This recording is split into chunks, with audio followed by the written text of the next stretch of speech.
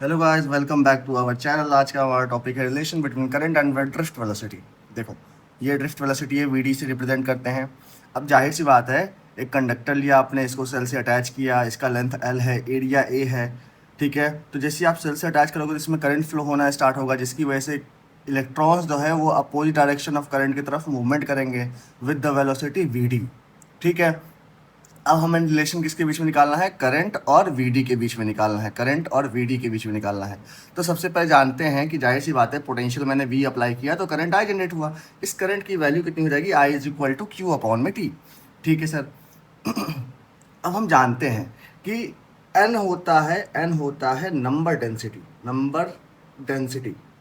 ना, इलेक्ट्रॉन की number of density निकालते हैं। तो एन इज इक्वल टू होगा एक यूनिट वॉल्यूम में कितने नंबर ऑफ इलेक्ट्रॉन्स हैं, इसको पढ़ते हैं नंबर ऑफ इलेक्ट्रॉन्स, ठीक है। और वी क्या हो गया? वॉल्यूम हो गया, ठीक है।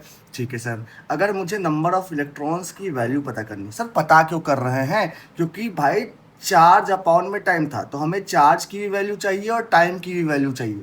तो चार्ज निकालने के लिए सबसे पहले हम नंबर डेंसिटी निकालेंगे, और नंबर डेंसिटी की वैल्यू क्या हो जाएगी? एन अपॉन में V, where n is equal to number of electrons, V is equal to volume, ठीक है सर।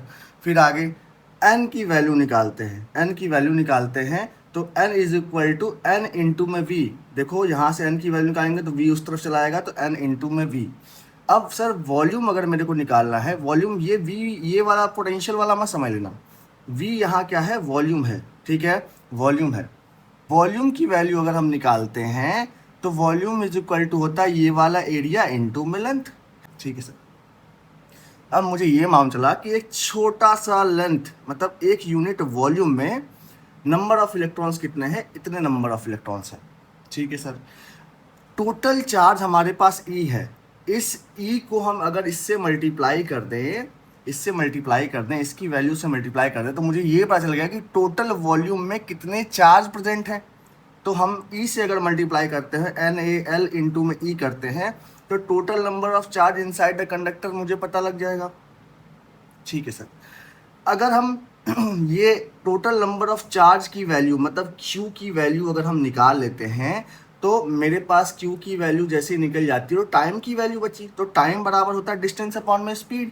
डिस्टेंस कितना है सर? इलेक्ट्रॉन यहाँ से यहाँ ट्रेवल कर रहा है, मतलब डिस्टेंस L ट्रेवल कर रहा है, ठीक है सर। स्पीड कितना है? वी वेलोसिटी से क्या हो रहा है? मूव कर रहा है, तो L अपॉन में वी, ठीक है। इन दोनों की वैल्यू, ये पहला इक्वेशन और दूसरा इक्वेशन की वैल्यू इस वाले इक्वेशन में पुट कर देंगे। जैसे ही पुट करते हैं तो I is equal to n A l e upon में एल अपॉन में वी डी।